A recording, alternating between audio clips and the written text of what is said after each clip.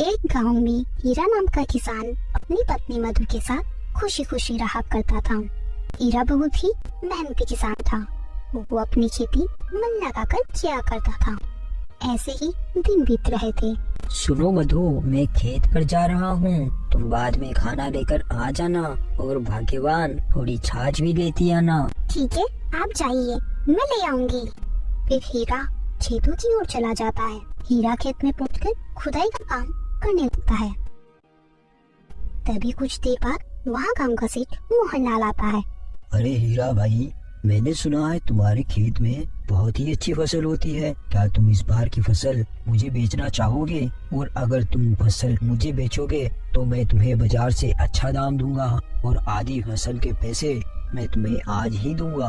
सेठ जी, ये तो मेरे लिए बहुत ही खुशी की बात होगी। ठीक है, जिस दिन तुम्हारी फसल तैयार हो जाएगी उस दिन मेरे आदमी आकर तुमसे फसल ले जाएंगे और तुम्हें बाकी के पैसे दे जाएंगे। इतना बोलकर सेठ वहाँ से चला जाता है। लेकिन हीरा को नहीं पता था सेठ अब उसके साथ क्या करने वाला है। हीरा फिर से अपने काम करने लगता है। तभी थोड़ी देर बाद उसकी पत्नी खाना लेकर वहाँ आ जाती है। सुनिए जी, आ जाइए, मैं आपके लिए खाना ले आई और साथ में छाछ भी लेकर आई हूँ। फिर हीरा मधु के पास आता है। लाओ लाओ, बड़ी भूख लग रही है। मधु, तुम्हें पता है आज यहाँ गांव के सेठ जी आए थे।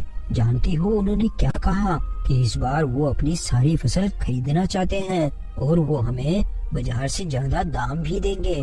और तुम्हें पता है उन्होंने आधे पैसे तो अभी ही दे दिए और बाकी के पैसे फसल होने के बाद देंगे। अरे वाह, ये तो बहुत ही बड़ी खुशी की बात है। ये सब भगवान की कृपा से ही हो पाया है। मैं कहती थी ना, एक दिन सब ठीक हो जाएगा। फिर शाम होने पर दोनों पति पत्नी साथ में ही घर चले जाते हैं। फिर ऐसे ही कुछ दिन बीत जाते हैं और हीरा की फसल तैयार हो जाती है। मधु, मैं खेत में जा रहा हूँ, आज फसल की कटाई का दिन है। ना बोलकर हीरा अपने खेत में चला जाता है। शाम होने तक हीरा पूरी फसल काट लेता है और सारी बोरियों को अपनी बैलगाड़ी में भरकर अपने घर ले आता है। फिर जैसे ही रात होती है, सुनो, आज हीरा ने अपनी फसल काट कर अपने घर रख ली है। कल सुबह वो यहाँ आएगा। उससे पहले तुम लोग वहाँ जाओ और उसके घर जाकर उसकी सारी फसल की बोरियां उठा लाओ। लेकिन एक बात का ध्यान रखना, किसी को कानो कान खबर ना हो। जाओ, अब जल्दी जाओ। फिर सेठ के आदमी चुपके से हीरा के घर में घुस जाते हैं और हीरा के अनाज के कमरे में भी चुपचाप सारी बोरियां उठाकर ले आ जाते हैं। फिर अगले दिन सुबह होने पर, सुनिए जी, उठिए, जल्दी उठिए, देखिए क्या हो गया। क्या हुआ भाग्यवान, सुबह सुबह क्यों इतना चिल्ला रही हो? अनाज के कमरे से अनाज की सारी बोरियां चोरी हो गई। आप मेरे साथ अनाज के कमरे में चलकर देखिए। फिर हीरा अपनी पत्नी के साथ अनाज के कमरे में जाता है। हे भगवान, ये क्या हो गया? सेठ जी के आदमी भी अब कुछ ही देर में आते ही होंगे। भगवान, मैंने किसी के साथ कुछ बुरा नहीं किया, तो आपने मेरे साथ ऐसा क्यों किया? तभी थोड़ी देर में सेठ के आदमी भी वहाँ आ जाते हैं। अरे हीरा भाई, बाहर आओ, हम अनाज की बोरियां लेने आए हैं। हीरा सेठ के आदमी की आवाज सुनकर डर जाता है और बाहर जाता है। अरे भाई, अनाज की बोरियां तो कल रात किसी ने चोरी कर ली। ये क्या बोल रहे हो हीरा भाई? ये सुनकर सेठ जी बहुत गुस्सा हो जाएंगे। तुम तो उनका गुस्सा जानते ही हो। चलो, अब तुम हमारे साथ चलो, उनको चलकर ये सारी बात तुम ही बताओ। फिर हीरा सेठ के आदमी के साथ सेठ के यहाँ जाता है। क्या हुआ हीरा, तुम सब खाली हाथ क्यों आ रहे हो? सेठ जी, कल रात को मेरे घर में चोरी हो गई। जब मैं सुबह उठकर अनाज के कमरे में जाकर देखा तो मेरे अनाज के कमरे में मेरी अनाज की बोरियां नहीं थी। कहीं तुमने लालच में आकर किसी और को ज्यादा दाम में तो नहीं बेच दी फसल को? नहीं नहीं सेठ जी, मैं झूठ नहीं बोल रहा, मैं सच बोल रहा हूँ।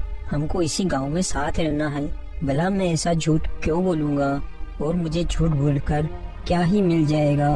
मैं कितने दिन तक झूठ बोलकर बच पाऊंगा? ठीक है, मान लेता हूँ तुम झूठ नहीं बोल रहे। अगर मुझे पता चला कि तुमने फसल को किसी और को बेची है तो ध्यान रखना, तुम्हारे लिए अच्छा नहीं होगा। और हाँ, जो मैंने तुम्हें एडवांस पैसे दिए थे वो मुझे लौटा दो। सेठ जी, अभी तो मेरे पास कुछ भी पैसा नहीं है। आप मुझे कुछ महीनों का समय दीजिए, मैं जल्दी ही आपके पैसे लौटा दूंगा। ठीक है, मैं तुम्हें 5 महीने की मोहलत दे रहा हूँ। अगर 5 महीने बाद तुमने पैसे नहीं लौटाए तो ध्यान रखना, मैं तुम्हारे घर पर कब्जा कर लूंगा और तुम्हारे घर का सारा सामान बाहर फेंक दूंगा। अब जाओ, यहाँ से जाओ। फिर बेचारा हीरा दुखी होकर वहाँ से आ जाता है। ऐसे ही कुछ दिनों तक हीरा और उसकी पत्नी दोनों उदास रहे। फिर कुछ दिन बीतने के बाद जग्गू हीरा को परेशान देखकर बोलता है, अरे क्या बात है हीरा भाई, तुम इतने परेशान क्यों नजर आ रहे हो? अरे भाई जग्गू, क्या बताऊं तुम्हें, इस बार मैंने मेरे खेत में गांव के सेठ के लिए फसल उगाई थी, लेकिन मैं जिस दिन फसल काट के फसल को अपने घर लेकर गया तो उसी दिन रात को मेरे घर से सारी फसल की बोरियों की चोरी हो गई। और तुम ही बताओ, मैं सेठ का कर्ज कैसे चुकाऊं? और अगर मैं उसका कर्ज नहीं चुका पाया तो वो मुझे घर से निकाल देगा और मेरे घर पर कब्जा कर लेगा।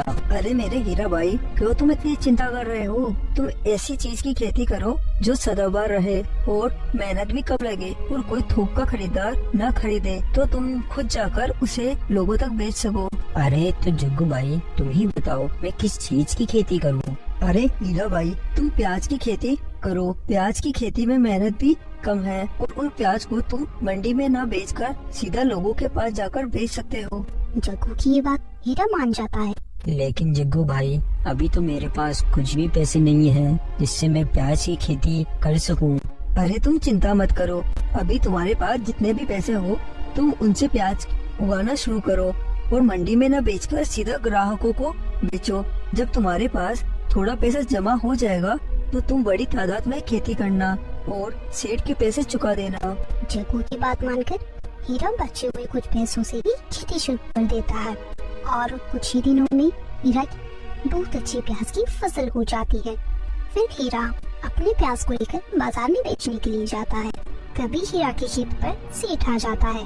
मुझे लगा था ये कुछ नहीं कर पाएगा और मैं 5 महीनों बाद इसका पूरा घर हड़प लेता, लेकिन इसने तो हिम्मत ही नहीं हारी और प्याज की खेती कर डाली। लेकिन कोई बात नहीं, अब मैं इसकी फसल को जला दूंगा जिससे ये मेरे पैसे चुका नहीं पाएगा और मैं कुछ ही दिनों में इसके घर पर कब्जा कर लूंगा। लेकिन अभी वहाँ जग्गू आ जाता है। क्या हुआ सेठ जी, आप हीरा के खेतों में क्या देख रहे हो? अरे अरे जग्गू, कुछ नहीं, मैं तो बस ऐसे ही प्याज की फसल देख रहा था। चलो अब मैं घर चलता हूँ। इतना बोलकर सेठ वहाँ से चला जाता है। ये सेठ जी यहाँ क्या कर रहे थे? जरूर दाल में कुछ ना कुछ काला है। और उधर हीरा घूम घूम कर अपने सारे प्याज बेच देता है। फिर शाम होने पर अरे जग्गू भाई, वाकई तुम्हारे इस आइडिया ने तो कमाल ही कर दिया। आज मैंने सारे प्याज बेच दिए और उनसे मुझे ऐसा पैसा मिला कि मैं कुछ ही दिनों में सेठ का सारा कर्ज चुका दूंगा।